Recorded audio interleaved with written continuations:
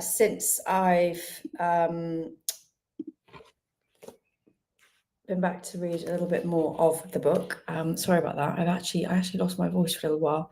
But for those of you who don't know, I've started to serialize my book on a few live streams. I was also on a live stream earlier for a very different purpose. But this one is all about the Female Founder Formula, which is my book that came out at the end of last year. And so far we've managed to get through, I think, the intro.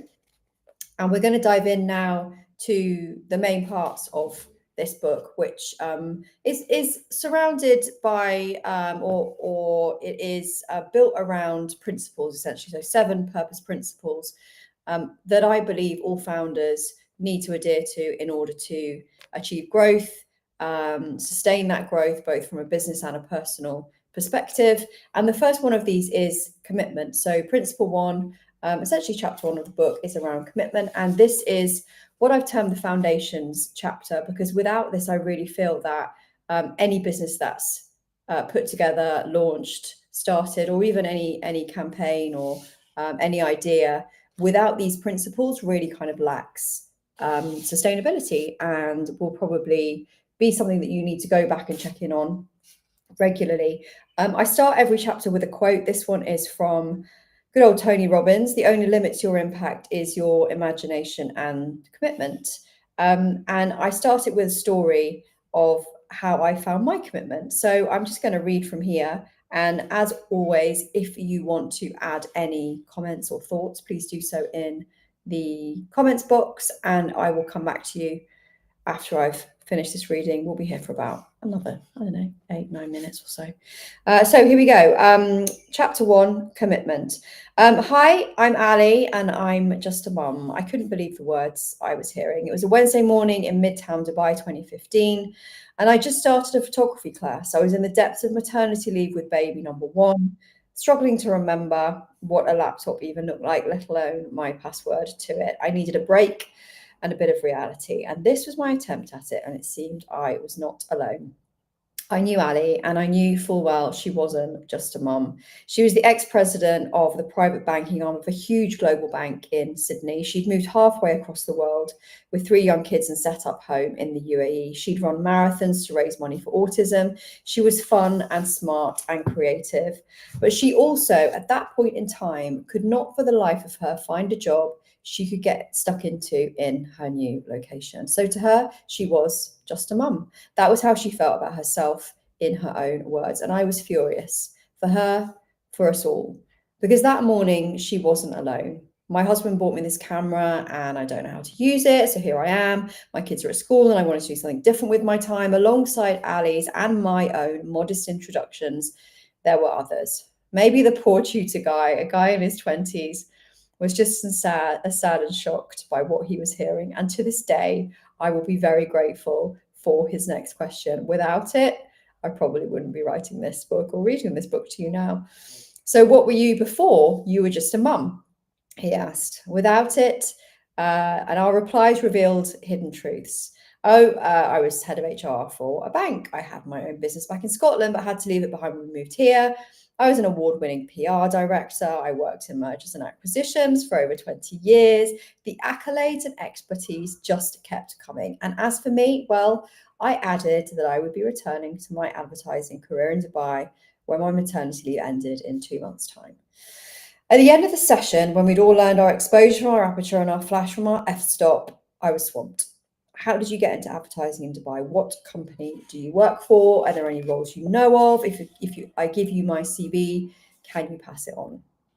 I'd sat listening to mum after mum erase their histories, only vaguely remembering life before nappies, bottles, and life commitments. All those years of study and the hard climb up the career ladder. If I were going to help them beyond the odd introduction to a few execs, I knew something fundamental would have to change. And there was another thing I'd never really noticed before. My previous careers had been in male-dominated spaces, though I'd worked for senior women at the BBC and Discovery Channel back in London.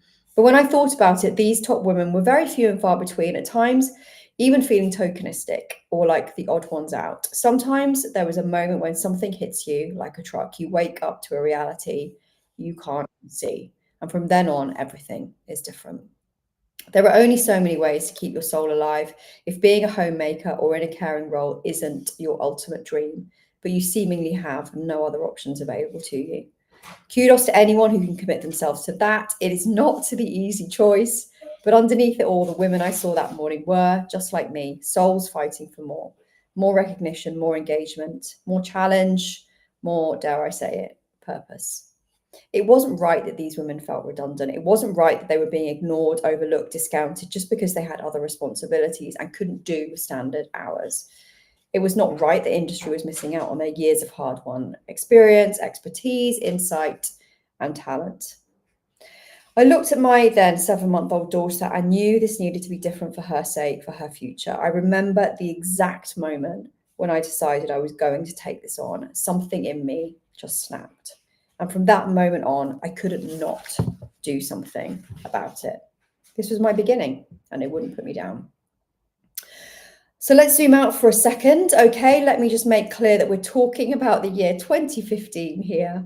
We are pre-pandemic, long before flexible or remote working becomes the norm. It's also before the beginning of the #MeToo movement in 2016, when the treatment of women at work will be openly tackled by the world over, and we won't see the hashtag Black Lives Matter moment until 2020, when the diversity industry will explode in an effort to resolve some of the issues around inclusion. At that time, the sad fact was that I'd been watching this drop-off happening for some time to my friends, colleagues, and the new mums I'd met. They were, to coin a phrase, not just falling off their career ladder, they were finding the rungs had been greased when they tried to get back on. They were being deliberately discouraged from climbing it, again, by employers who couldn't think outside the box, who thought that eligibility for employment meant total commitment or nothing. They had no conception of offering something that worked better for people who weren't single, who didn't have a partner at home, getting everything else done. The working landscape in the Middle East, and more widely, even globally, as it turned out, wasn't exactly friendly to those who had other responsibilities. It had no answers to this problem. I doubt I need to point out that from the school run to running a home, taking care of the day-to-day has been falling to women forever. And even in 2015, not so long ago, there still wasn't the flexibility from many employers, never mind the legal guidelines, to give women the chance to work at times or locations that suited their situations. And despite decisive legislation around equal pay and equal rights at work in the more established economies of the UK and the US, the numbers of women in the workplace weren't shifting fast enough, and neither was the gender pay gap closing. Today, as I write this, the time it will take to close that gap, if current policies remain the same, sits at around 140 years, with women working for free for around 2 months of the year in comparison to their male counterparts. It's a crap situation that counts out not just women, but many others from underrepresented groups that need something outside of the norm. In the Middle East, the environment I've become familiar with, any solutions or legislations around these issues were nascent and often wasn't just being felt by those struggling to rejoin the workforce. From the company side of the coin, I also knew from my own experience in advertising that we were lacking part-time, qualified and freelance professionals to pick up certain tasks, people I just didn't have a way of finding, because in a world where the only opportunity was full-time work, there was no community or forum to tap into this real stuff. Unreal to think of now, I know, but that was the situation on the ground at that time. There was, to put it bluntly, a gap in the market and a huge, unique opportunity to solve a two-sided problem. Women wanting to work and businesses needing to improve their gender balance and their ability to deliver on short-term projects. As I said, something in me had snapped and I'd woken up to this problem, and after all this reflection, I had only one question remaining. What the hell was I, a communications professional with a baby of my own and a job to go back to, going to do about it? I'm going to stop there because it seems like a decent enough place to stop. And we go on in this chapter to talk about exactly what I did do about it, and also around what you can do about it if you sense something like this in your own life, if you're solving a problem of your own with a business, perhaps with an impact-driven or a purpose-driven solution, but equally just how you go about solving any of these problems that you see. Everyone starts a business to bridge a gap, solve an issue, connect something to something else. So that's what the foundational chapter is all about. And we've got a few more pages to read. So I'll be back and drop in with a little bit more on this. And if you want to grab the book and read it along with me, it is now available on audio. it's coming to Amazon, but put on your VPN. And you will be able to get a hold of it. And just to finish by saying that one of the reasons really that I wrote this book was to create something a lot more tangible around this sort of long format, if you like, of everything that I learned over the last 10 years, from the business growth to the personal growth aspect. The solution to that is the Founders Sanctuary. Some of you may have spotted that on my LinkedIn. If you didn't, check it out. I would love to welcome you in there so we could put some of these lessons into practice. Until the next time, thanks very much for listening.